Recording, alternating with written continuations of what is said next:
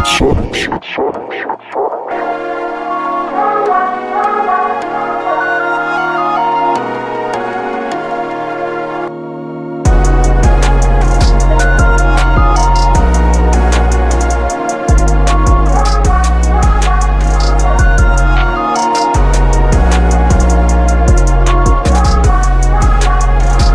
going on, guys? Welcome to the Social Club, where everyone has a voice. I am your host, Nathan, and today we are going to be talking about the Los Angeles Chargers, quickly recap year 2 under Jim Harbaugh, and talk about some of the free agency class, the draft, and other related things to the Chargers offseason.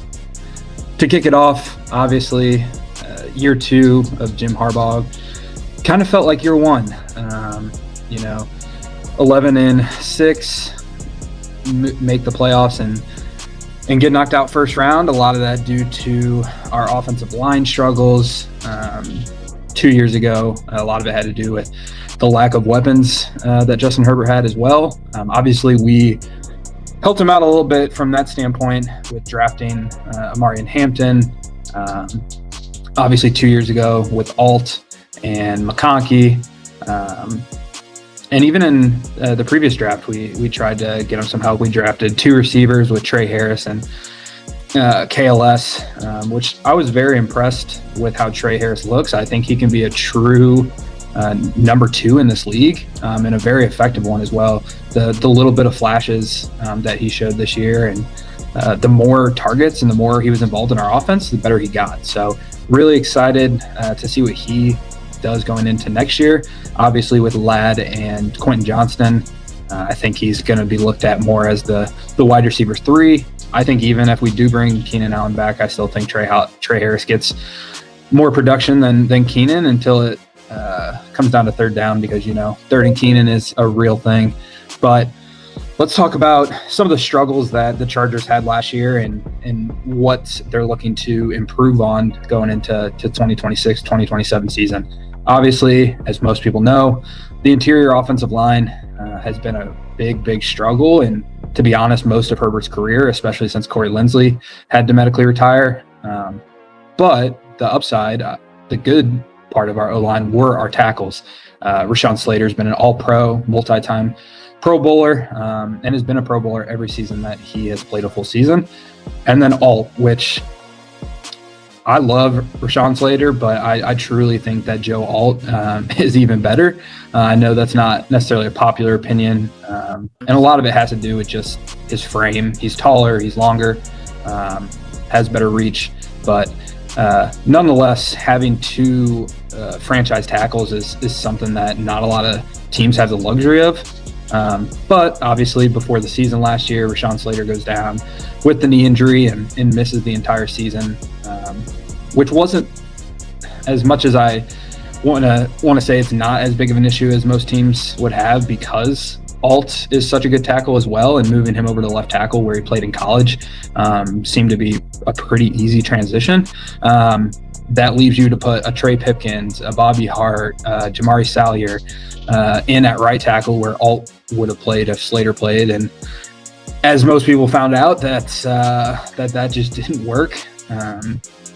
Having 3 very good tackles is not something a lot of teams have or expect to have. But the real issue was with our interior offensive line.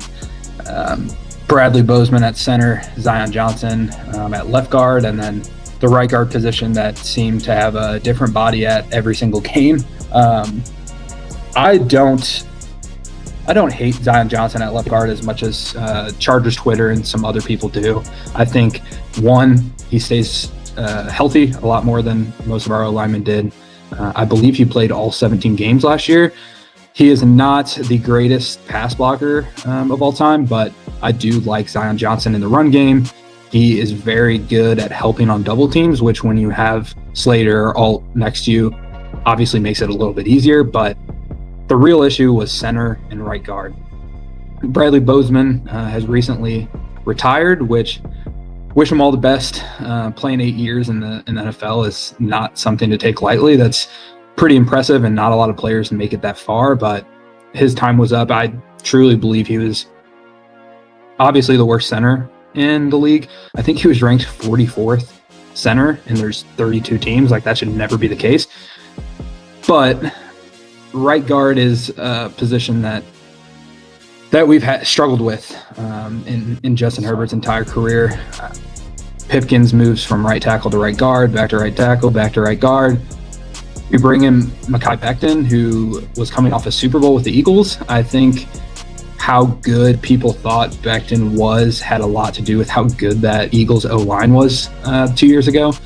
Pretty easy to plug somebody in when 3 of the 5 offensive linemen are Pro Bowlers, borderline all pros, with Mailata, Johnson, and Dickerson, and all of those guys. So at the time, I was super excited about Mekhi Becton, but it just didn't turn out to be what we thought it would. Not to mention, besides playing poorly, he would have random injuries throughout games and just be gone for 3 or 4 drives. And if anybody's played O-line or knows anything about O-line, shuffling an O-line mid-game causes so many issues. Even if you have a week to prepare, shuffling an O-line gets tricky, let alone for 2 drives. And then when Becton would come back in, then we're moving right guard back to left guard and right guard back to right tackle. Like, it was just a complete crapshoot. So the interior offensive line, I think, is the most important thing for the Chargers this offseason. The obvious names that I would love to have, Tyler Linderbaum out of Baltimore. Getting him would require us to make him the highest paid center in the league, which would be tough when you are already paying Slater a ton at left tackle and presumably going to be paying Alt here in a couple years as well. So as much as I would love to have Linderbaum at center, I don't think it's something that the Chargers are going to be willing to pay. We definitely have the money. I think we have top 3 or top 5 salary cap space in the entire league. But I think there's a lot more bang for your bucks out there. Connor McGovern's out there. From a guard perspective, there's Wyatt Teller and some other guys. And I think that it's going to be a big need for us in the draft. I wouldn't be surprised if we took 2 or 3 interior offensive linemen in this draft. I know the Penn State guy's a big name. From the center perspective, the Connor kid from Florida. There's actually a lot of good centers in this draft, which also is a big reason why I don't want to spend the money to get Linderbaum. I mean, I think Linderbaum's going to pool 25, 26, 27 million a year, which would put us at 60 million a year between 2 of our offensive linemen. And then in 2 years with Alt, we could be paying close to 100 mil for 3 offensive linemen. I just don't think that's necessarily the way to build a team. But I say this now, if we sign Tyler Linderbaum, I'm going to start talking about Super Bowl. So it all matters at what we do in the draft and what we do at other positions. From a receiver side, I would love to add like a 3 or 4 for the right price. You know, there's Romeo Doubs out there and some other guys. Romeo Doubs is the one that I keep hearing the most.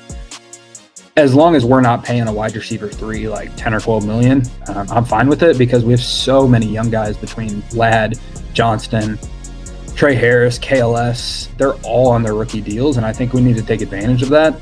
Running back position, Kamani Vidal is a free agent technically, but I think we have the rights for him. So I would love to bring Vidal back as the 2.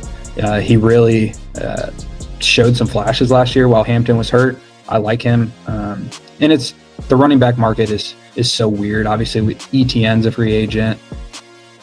Some other guys,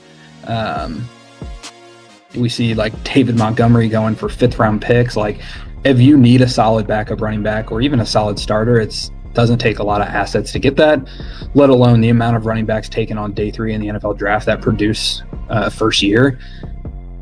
I'm fine with sticking with Hampton and Vidal, and then for a 3rd or 4th running back, just finding somebody late in the draft, or maybe picking up somebody off the free agent market that's not as expensive, like a Raheem Mostert or something like that. Somebody that, again, like receiver, possesses a certain skill set that we might need. I would love to sign a running back that is an elite kick returner like Mostert, because we really struggled from a kick and punt return perspective last year. Quarterback we don't need to talk about. From the defensive side, I'm getting very nervous about what this defense looks like. Now, Harbaugh and Jesse Minter previously builds their identity on the defense.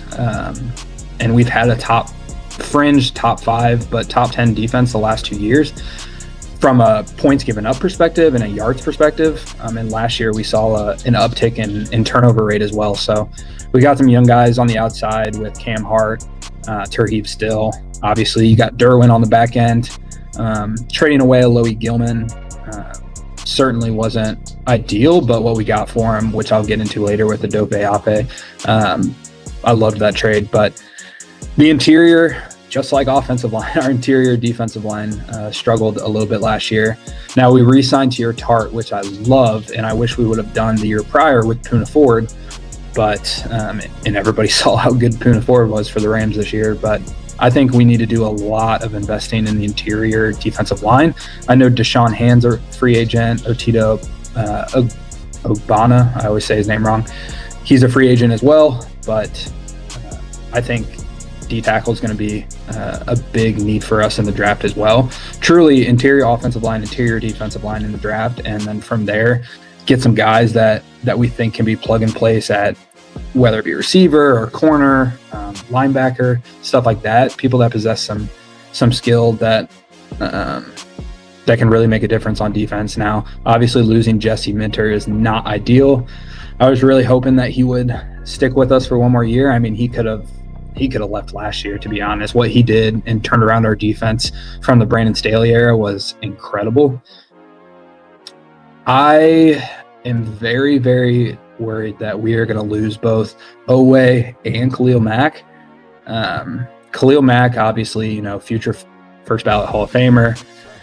I think he wants to go test the waters one last time and ride off into the sunset with a 2 or 3 year deal with the team. I truthfully think he's going to follow Minter and go to Baltimore. He raves about Jesse Minter and the development that he learned from him, even though he's such a vet in this league.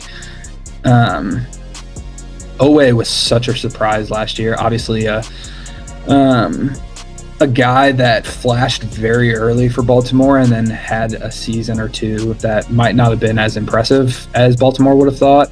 That was the 1-for-1 Alohi Gilman for Odafe Owe trade, which ended up being, I wouldn't say a steal for us, but definitely benefited us a lot more than I thought. And I think Baltimore probably feels the same way. Alohi Gilman made some big plays for them down the stretch when they were making that playoff push. So, Jim and John making trades together, and it ended up benefiting both sides. So I truly don't know what we're going to do from an edge perspective. Now, there's a lot of big names that are free agents this year between Trey Hendrickson and Max Crosby and Khalil Mack.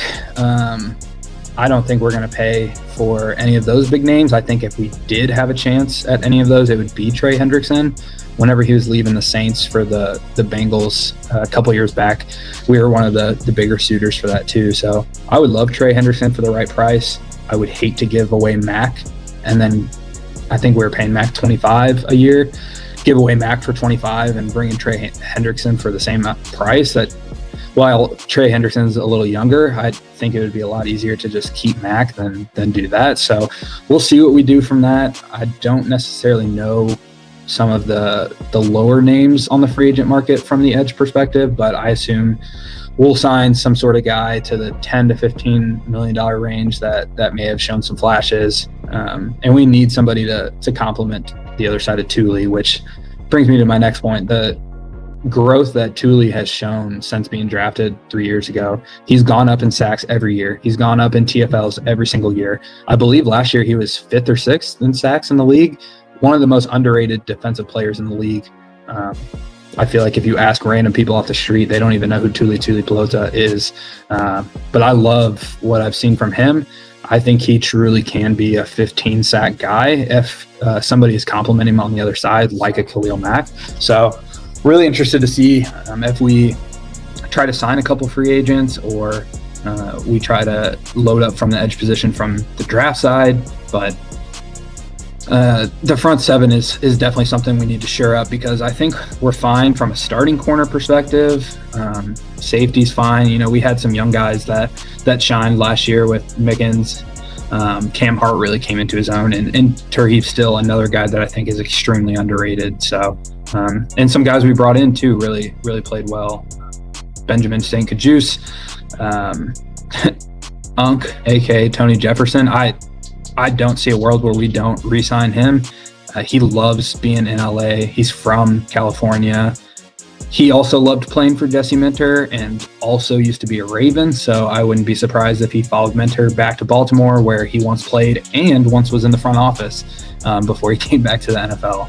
So I really like Tony Jefferson. He's a character as well. One of the funniest social media follows in the NFL. But when it comes to the draft, I think the Chargers, like I've mentioned multiple times, interior offensive line, interior defensive line, and an edge rusher are the things that we really need to focus on. I think outside of those positions, I could see us investing in a corner, maybe a linebacker if it makes sense, like a Jacob Rodriguez in a later round. I know he was a stud in college, but isn't getting the first or second round draft grades that some other linebackers are get. So I would love to get him to complement Deion Henley.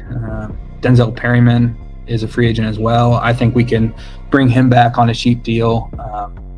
Obviously started with the Chargers when they were still in San Diego, left for 5 or 6 years, and then came back, and he got into some issues this year with head-to-head and getting tossed from games and fined and stuff like that. So I like Denzel Perryman. He's a run fitter. He hits harder than any linebacker under 6 foot I've ever seen in my life. So I think the linebacker position is not necessarily a position of need for the Chargers right now. Yes, there are some depth pieces that we need to shore up, but overall, I think interior on both sides of the ball, and then some playmakers from a DB or receiver side. I didn't really talk about tight end, but a lot of people have us mocked to picking Kendrick Sadiq from Oregon. Now, after watching that combo, if he makes it to 20, I would be thoroughly impressed. That dude is a freak. Running a 4.4 at his size and his position is unheard of. Has great hands. Now, Oronde Gaston was one of the best rookie playmakers in the NFL last year. He did have some drop issues, and he isn't an elite blocker, but I still like Gadsden a lot. I mean, he's a converted receiver, and that shows in his game. One of the best pass-catching tight ends towards the end of last season in the entire NFL. Had a couple 100-yard games, so really excited from that. If we took Kenyon Sadiq, I would not be opposed, but Herbert loves throwing to tight ends, and between Gadsden and Hunter Henry, we didn't really have that for him. We kind of threw the tight end position to the side, so I would love Kendrick Sadiq just from he's a freak athlete and good football player. I don't think a tight end first round is what we should invest in, but again, I wouldn't be opposed to that. But overall, we're going into year 3 of the Harbaugh era. At some point, we have to win a playoff game, or I'm going to start losing faith in Harbaugh as a coach. I know a lot of the narrative is Herbert can't win playoff games, but anybody that watched that playoff game against the Patriots understands why that's the case. I believe he was sacked 9 times, and he was pressured on over 60% of his dropbacks. Like, that's just not sustainable. We can't ask Herbert to be Superman for 20 games a year. Now, a lot of times we ask him to do that, and he comes through with it, but I'm tired of seeing him get hurt and have to play through these injuries when he has the talent that he does, and now finally has some playmakers to use. I just really want to see him with an elite offensive line. He had 1 year where he had a top half offensive line, and that was the year he threw for 5,000 yards and 40 touchdowns. Like, if that doesn't show you what he can do with time in the pocket, then I don't know what our front office is doing. So really looking forward to see what we do in the draft and how we address free agency on both sides of the ball. Obviously, haven't even talked about this yet, but 2 new coordinators. I think Mike McDaniel is going to do some things with Herbert that we've never seen before. I mean, Mike McDaniel had Tua as a Pro Bowl quarterback, looking like the future franchise quarterback. So imagine what he can do with Herbert. Don't know a ton about our new DC. Obviously, he was the the DC at Western Michigan, and before that he was an assistant with the Chargers. So he is a Jesse Minter disciple, which I think is going to be a very common theme in the next 10 to 15 years. You know how everybody talks about the Shanahan tree, the McVay tree. I think from a defensive perspective, it's going to be a Minter tree. That dude is a genius. Really happy for him that he's a head coach. I wish he would have stuck with the Chargers for one more year. I mean, if we have Jesse Minter, Jim Harbaugh, Mike McDaniel, and Justin Herbert, I really cannot think of a better head coach quarterback coordinator combo in the league. But we'll see. If I could truly see the Chargers kind of doing the opposite of last year, where last year we relied on the defense and Justin Herbert to play hero ball, and I could see this year being the defense not being as great as it was, and the offense just running and gunning and just winning all the games like 31-27, 35-30, stuff like that, which selfishly is a lot more fun to watch. But overall, I think going into the year, the Chargers are going to have a lot of work to do. If I had to look at it from both sides, I think going into this year, we have a worse situation than we were going into last year. I believe we have more cap space than we did last year, but with some of the people that are leaving, Jesse Minter leaving, I'm just kind of nervous for what this season could be. Now, when you have Justin Herbert and some of the weapons and Jim Harbaugh, like, you're going to be competitive. I'm not saying the Chargers are going to go 6-11 or 7-10 next year, but we really need to take the next step.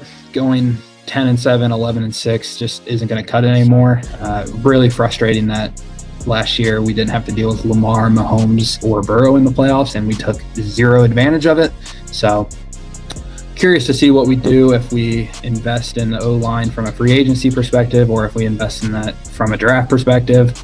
I trust Joe and Jim to do what's best for the team and get Herbert some help. So let me know what your guys' thoughts are. If you're a Chargers fan, let me know what are some of the people that you guys want to see drafted in the first couple rounds, some of the free agents that I may have overlooked that you think would be a good fit. And if you're not a Chargers fan, let me know who your team is, who you're looking at for your team in free agency. You know, the cap space right now doesn't really mean anything. If I've learned anything in the NFL, that salary cap is not a real thing. People will restructure contracts and signing bonuses and do whatever they can to clear some space. So like I said, let me know your thoughts, what you think the Chargers should do, what you think your team should do, and we'll try to respond to all of them and have some conversations. So we really appreciate your guys' support. As always, like, comment, subscribe. We do this stuff because you guys are loyal to us and engage with us a lot, so we really appreciate that. But other than that, looking forward to the draft and some of the end of the combine and seeing what the Chargers do this offseason.